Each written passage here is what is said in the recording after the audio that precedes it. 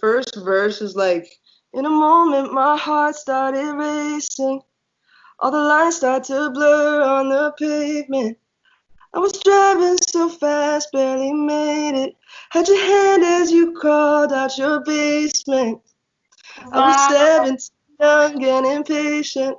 Touching the truth.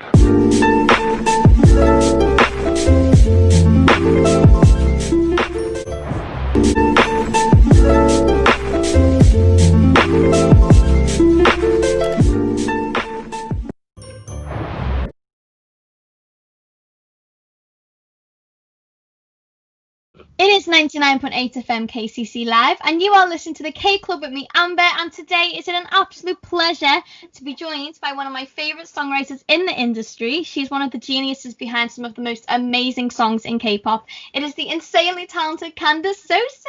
It's so great to meet you. How are you today? I'm doing well. How are you doing? Oh, I'm doing great too. The weather's getting a bit colder here. I'm not going to lie. It's been really hot, but then it's gone cold again, so... Yeah, I mean, I can't exactly leave my house anyway, so... Yeah, I know. Yeah, everything's all messed up right now. Yeah, well, I was going to ask you. I had Alon on the show a couple of weeks ago, and I asked him the same thing, but how are you finding, like, quarantine? I can imagine that you've got plenty of things to be doing right now. A lot of stuff to work on, or...? Yeah. Still working. I think like the beginning of quarantine for everybody was kind of like weird. I think everybody was like, especially in the music industry, people were like, oh, this isn't much different because like we're working from our studios and like our homes anyway.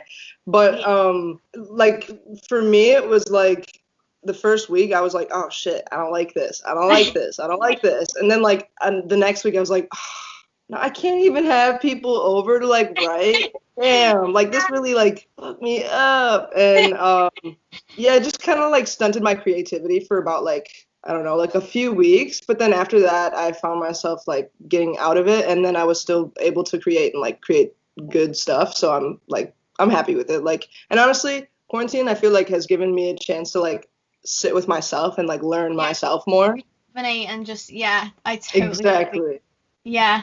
Amazing. So can you tell us a little bit how this all started for you in terms of like what was it that made you want to have a career in music, and when did that really start for you?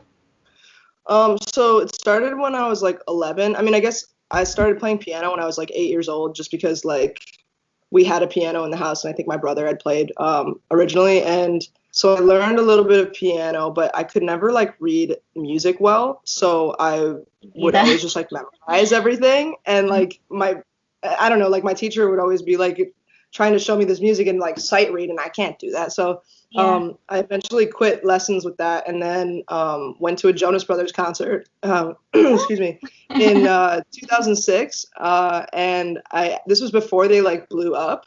So, like, I got the chance to meet them. I didn't even know who they were at the time. Like, they had just appeared on the Disney Channel. And then I remember seeing them on stage and being like, that's what I want to do. Like, that right there. That's what I'm going to do one day. So then my brother had played guitar, and I picked up his guitar, and I started teaching myself with, like, a little booklet that he had. And then that progressed into just writing music about whatever the hell I was feeling when I'm, 11 years old, which, like, how can you feel that much when you're that young? But I could, I guess. And yeah, from there it just like progressed into I was like in a band, and then I was recording my own music like with GarageBand, and then eventually I got Logic, and then got into another band that was actually like post-hardcore, like like Paramore-esque. Nice. And then that was super fun. And then after that, I was producing like EDM stuff, and then that's what got sent to DJ Swivel, and then here I am. So. Oh, that's awesome. So obviously you mentioned that it was like the Jonas Brothers that like kind of made you go, whoa. But like, is there anybody in particular that you look up to even like now in terms of like artists or like writers who you think, wow, like they've really influenced me a lot? Yeah, well, okay, so I mean, I don't know. Like, there's a lot of people that I work with that, this is so weird, but every time that they, like, hear my voice for, like, the first time, they're like, whoa, you sound like Justin Bieber. And I'm like, okay, yeah. like, I get it. Like, I'm not going to lie. Like, she sounds like a female version of Justin Bieber. Yeah. I mean, like, Big which is compliment. cool. Yeah, I mean, I love his voice. I grew up listening to him, so I definitely am like greatly influenced by his vocal style. Obviously the Jonas Brothers. I like grew up listening to Demi Lovato, like Avril Lavigne. One of my favorites still to this day is JoJo. You remember her? We are so It's similar. just a little Like, too late, a little too. Yeah. yeah, she is literally like the reason why I sing. Are you I serious? yeah, like I actually saw her live like 2 years ago, and it was like a dream come true. I was like watching my childhood like unfold on stage. I was like, oh, and I think actually I had tickets to see her in September again, but like I don't even know if the concert's gonna happen yet. I'm just like really sad. I want to see her again. But yeah, that's so crazy. We're like similar, same songs and everything. Dude, that's really awesome that she's one of your like because a lot of people like they know of her but they don't like remember her and like because she had like a whole thing with like her label and whatever, which I'm like, which really inspires me that she like still kept fighting to like get her music out there and stuff. And what's funny is like don't get me wrong, like I'm a fucking fangirl, like you know what I'm saying, like so I went to I went to her concert like I can't remember how many years ago it was. It might have been like 3 years ago or something. And I bought like VIP tickets because I wanted to meet her. I was like, yo, I gotta fucking meet this chick. Like she's cool as fuck. I did too. And like they were so cheap here and they sold out really fast and I was so sad about that. But next time. Yeah, dude, like I woke up super early, like like it was so dumb. Like I don't think it was like gonna sell out like that, but like I don't know, I didn't want to take a chance. Yeah. But next time you will. But yeah, but yeah, like and then what's funny is I meet her there and then I'm like, oh, this girl's like fucking cool as hell. And then fast forward to like was it like last year? I went to an ASCAP event with one of my friends and she was there. And my friend goes, Candace, don't freak out, but JoJo's right behind you. And I was like, and I was like trying to like breathe still. And I was like, we need to step outside. And then I got to talk to her at the end, but like not really about like music, more about like where we're from. And but yeah, she's a huge inspiration. She's like the first album I like ever owned as well. When I was like 6, her first album was like released when she was like 13. I know. I ever bought like a voice like that at 13, it just blows my head off. I can't even. Same. Yeah. I like studying vocals. Do you do like all the runs and shit like she does too? Like some like exercises on like YouTube that like teach you how to sing her runs. Like yeah. I know she has that one song which has like a sample of like Africa by Toto. Oh yeah. Dude, that song is so sick. Like those riffs and the way that I know. Too. Like what the hell? It's crazy. I can't even. Yeah, I yes. Like that. So, obviously here on the K Club we play all kinds of like Korean songs, specifically like the K-pop like groups and things. So I have to ask you about your experience in the industry in terms of like writing for the artists. So I just want to know how that really works and how the opportunity happened, because obviously you say that you work a lot with like DJ Swivel, and obviously you know, you wrote so many amazing songs, so please let me know how that happened.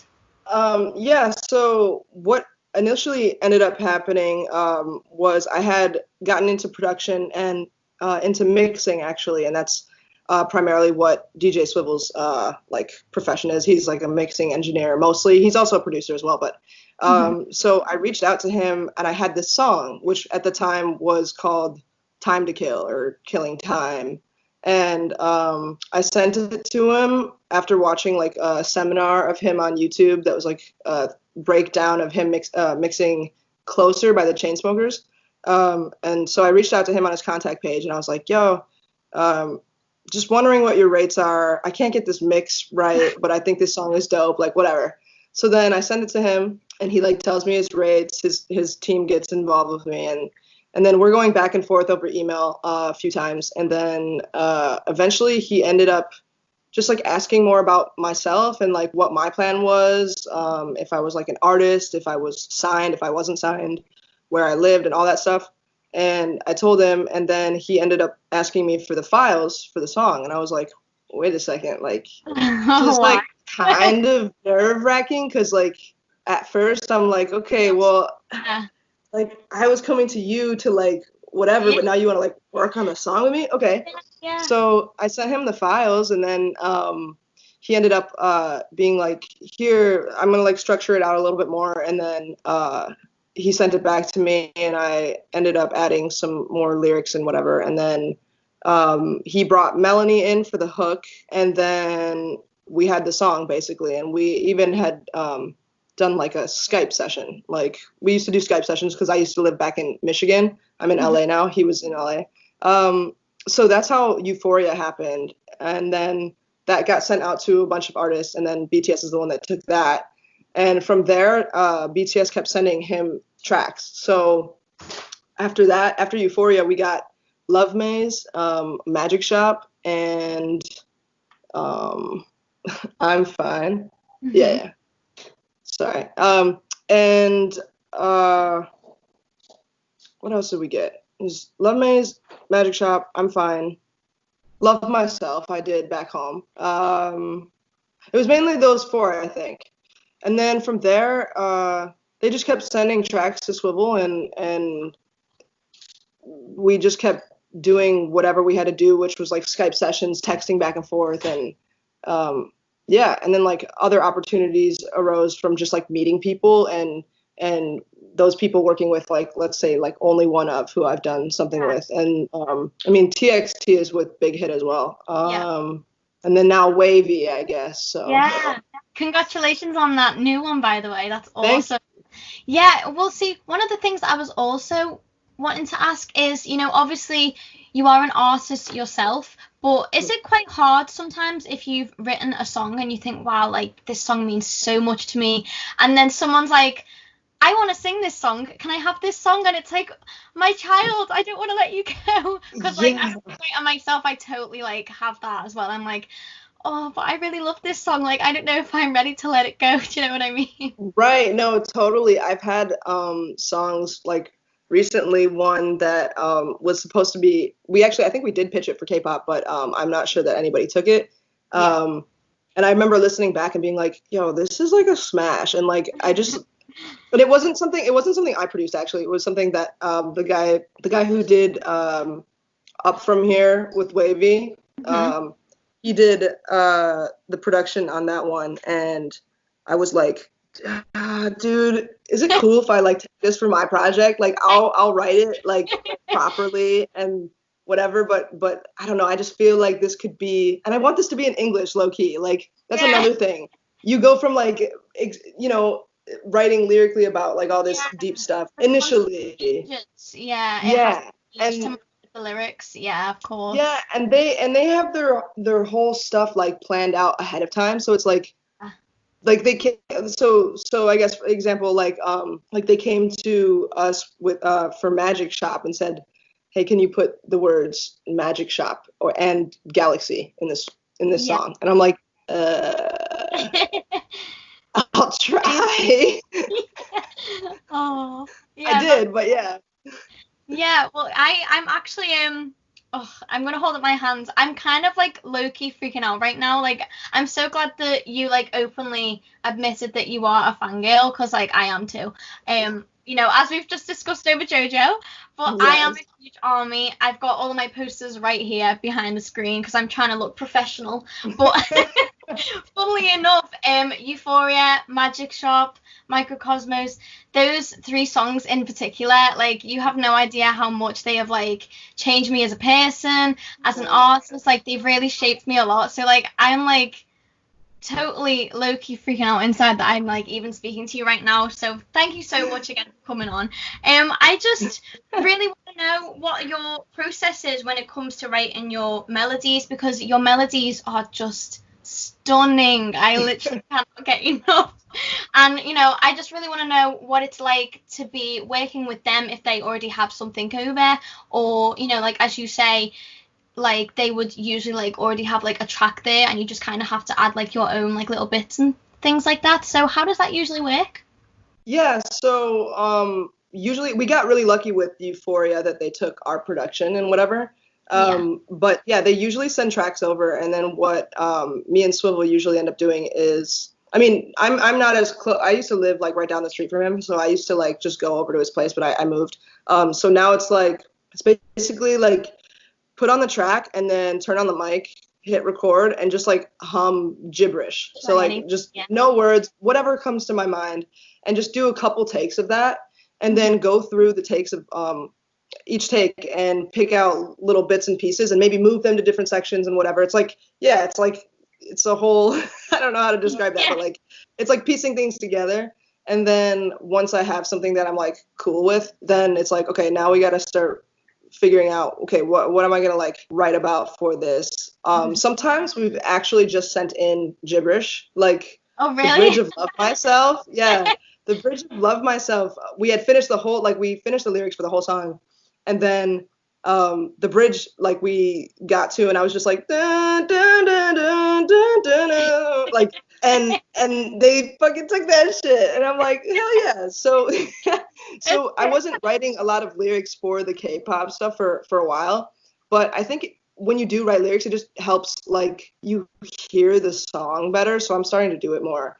So yeah, it's just like piecing things together and just like improvising melodies that like I personally like, and like I'll have them in mind because we do a lot of like the group vocals and stuff, like but yeah, I mean it's improv and copy paste and blah blah blah. Euphoria, was that originally called Euphoria, or did they like change that? Yeah, they changed it. It was our song was called Time to Kill. Oh, yeah. Do you mind singing a little bit of what it was originally? Just like maybe like a little line or so? Yeah, so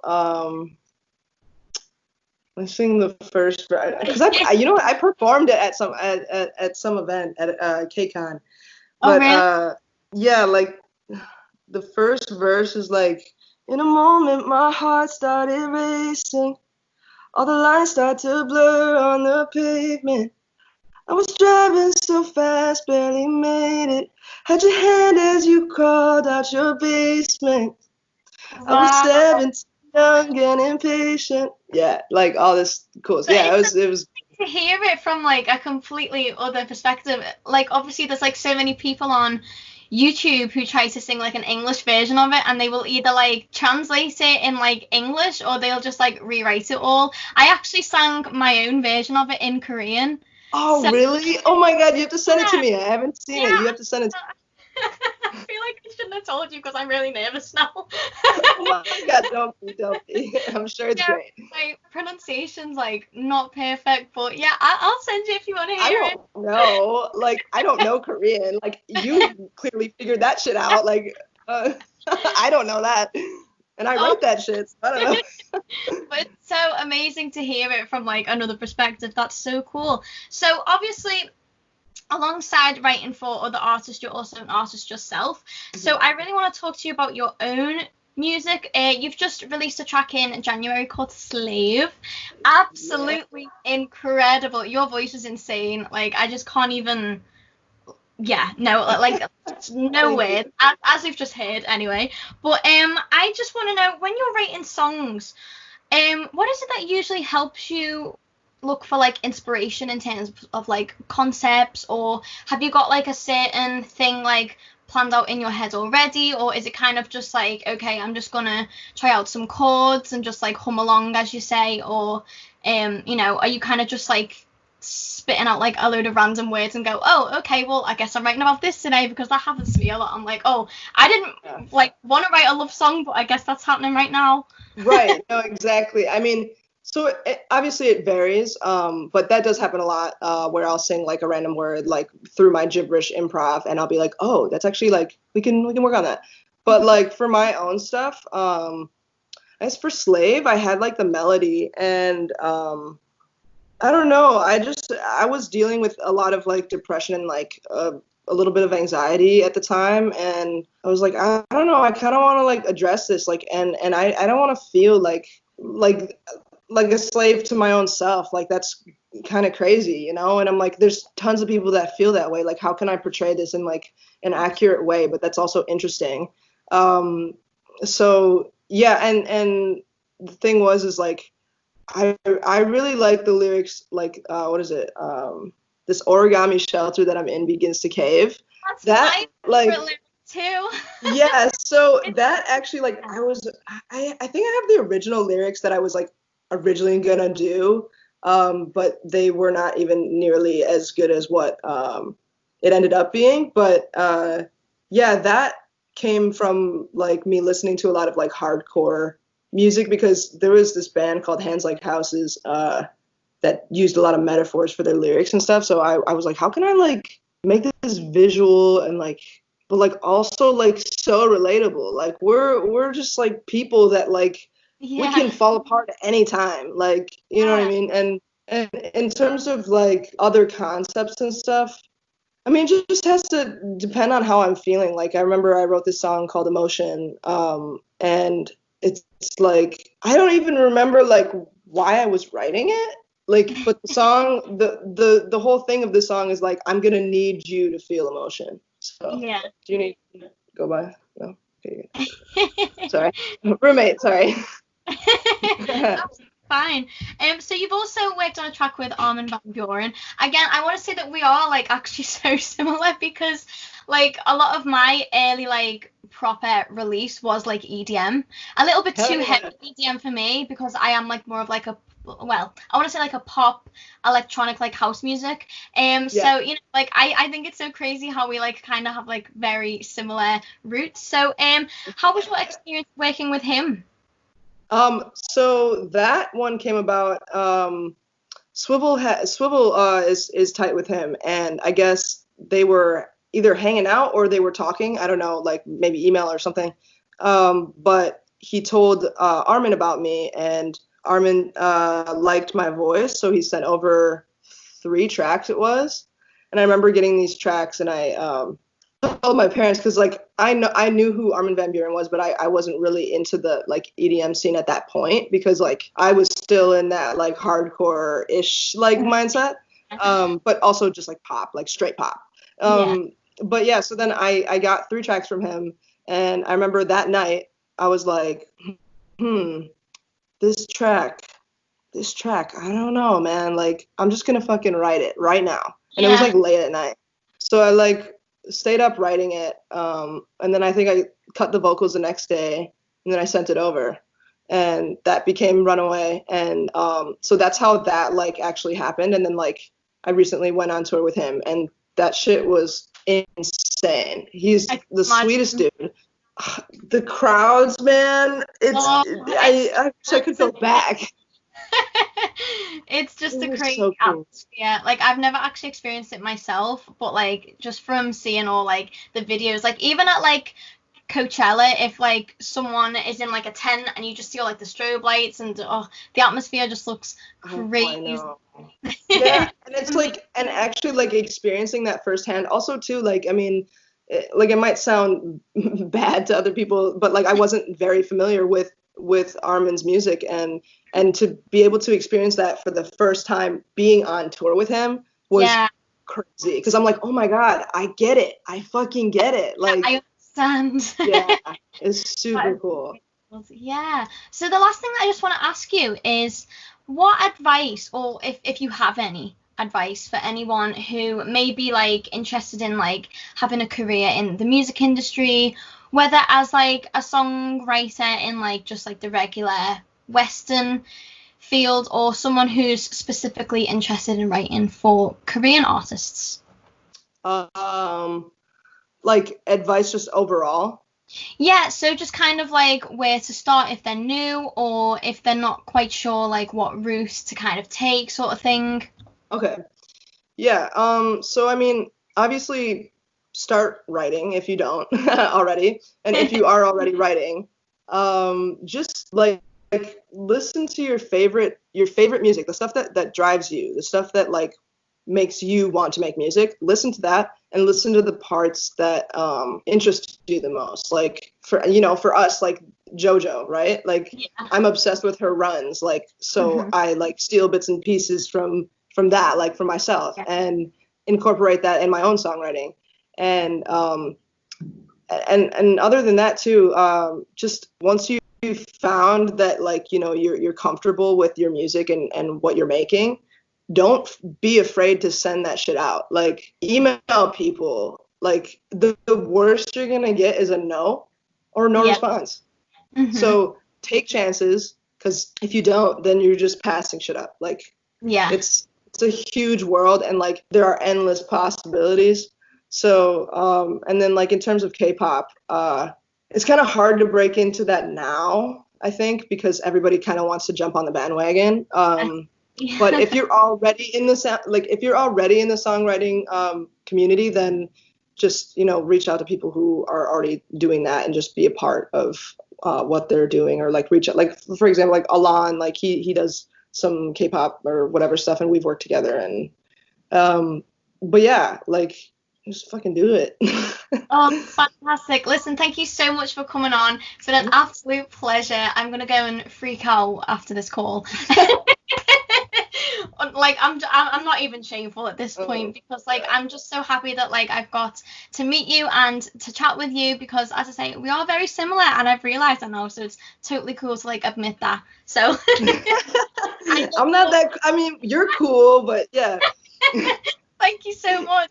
I look forward to hearing everything else that you've got planned, whether it's your own or whether it's for K-pop, and I wish you all the best. So just before we go, can you tell everyone where they can find you on social media? Yes, so for Instagram, it's Candace_Sosa. Twitter, I believe, is the same. Facebook is Candace Sosa Music. And then YouTube, just search my name. You'll find some videos.